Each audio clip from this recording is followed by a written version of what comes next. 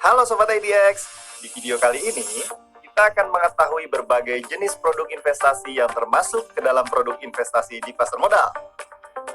Pada dasarnya, terdapat dua jenis produk investasi di pasar modal, yaitu saham yang bersifat ekuitas dan surat utang yang bersifat pendapatan tetap. Dari dua jenis produk tersebut, dapat dibentuk produk investasi lain seperti reksadana, exchange trade fund atau ETF, efek Bragun aset atau EBA, dan produk-produk derivatif. Mari kita lihat produk saham terlebih dahulu.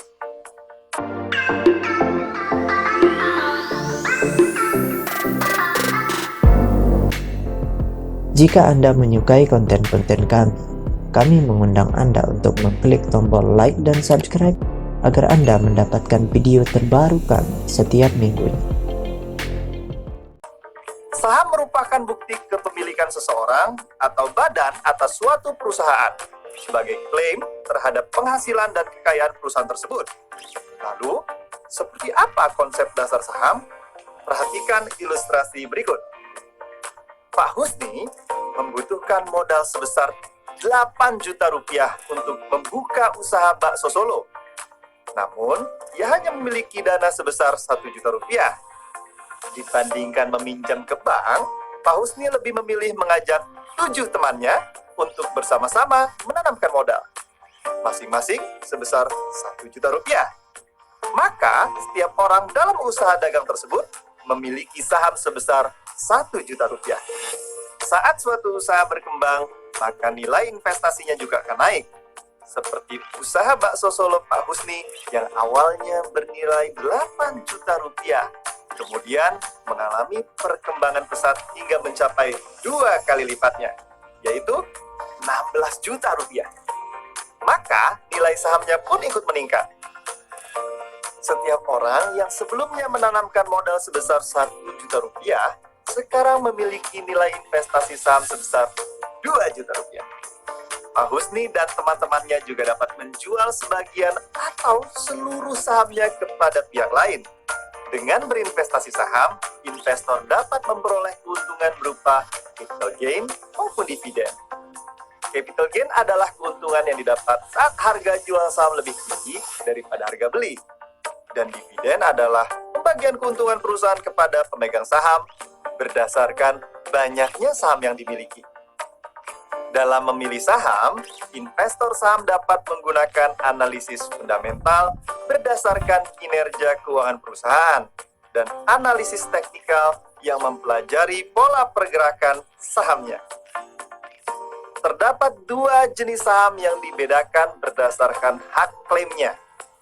Pertama, saham biasa atau common stock yang memiliki ketentuan mendapatkan hak klaim terakhir ketika perusahaan mengalami likuidasi. Hak suara proporsional di dalam RUPS mendapatkan dividen berdasarkan persetujuan RUPS dan memperoleh prioritas hak memesan efek terlebih dahulu dengan kode saham terdiri dari 4 huruf capital. Contohnya XXXX. Yang kedua adalah saham preference atau preferred stock yang ditandai dengan huruf P di akhir kode saham. Ketentuan saham preference adalah hak klaim diprioritaskan ketika perusahaan mengalami likuidasi, tidak memiliki hak suara dalam RUPS, memiliki hak mendapatkan dividen dalam jumlah yang tetap setiap tahun. Kode saham terdiri dari 5 huruf capital termasuk kode huruf P sebagai saham preference. Contohnya XXXX P dan memiliki opsi konversi menjadi saham biasa. Selain dapat menerbitkan saham preference, perusahaan yang sudah tercatat dapat melakukan tindakan korporasi terkait saham dengan menerbitkan hak memesan efek terlebih dahulu atau HMETD dan warrant. HMETD memberikan hak kepada pemegang saham untuk membeli efek baru yang dikeluarkan oleh perusahaan tercatat sebelum ditawarkan kepada pihak lain. Efek tersebut termasuk saham serta efek yang dapat dikonversi menjadi saham dan warrant. Dalam perdagangan bursa, HMETD memiliki kode XXXX tanda hubung R. Sedangkan warrant merupakan efek yang diterbitkan oleh suatu perusahaan dengan memberi hak atau jaminan kepada pemegang efek untuk memesan saham pada harga tertentu dalam jangka waktu 6 bulan atau lebih sejak warrant diterbitkan.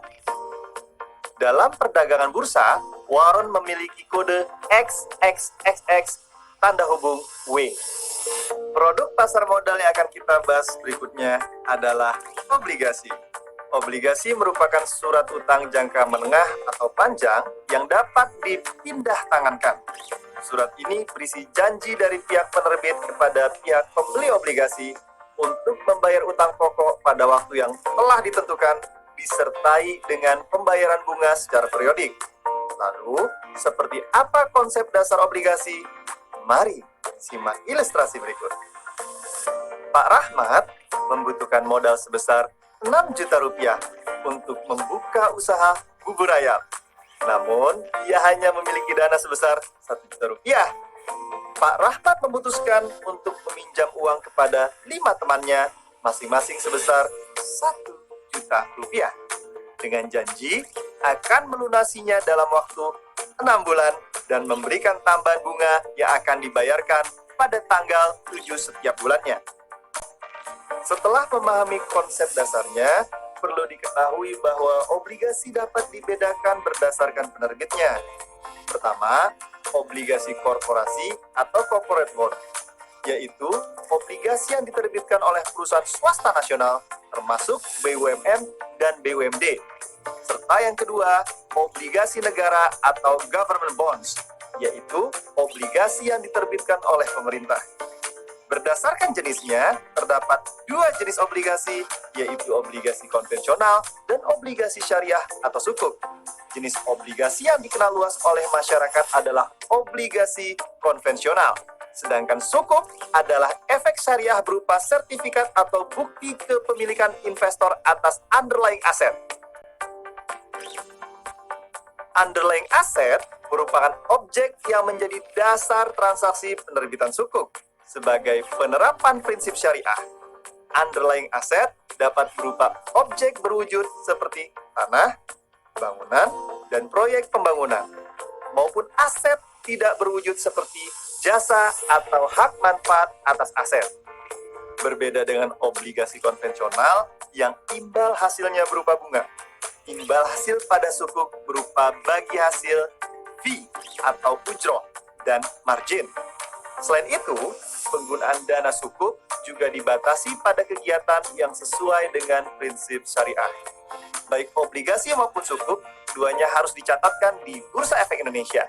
Namun, transaksinya dapat dilakukan tanpa melalui sistem perdagangan bursa, yaitu dilakukan di luar bursa atau disebut over the counter. Nah, Sobat IDX, saat ini kita telah mengetahui 2 produk pasar modal, yaitu saham dan obligasi. Masih terdapat beberapa produk pasar modal lainnya yang perlu kita ketahui. Jadi, jangan lupa untuk menonton video selanjutnya. Sampai jumpa.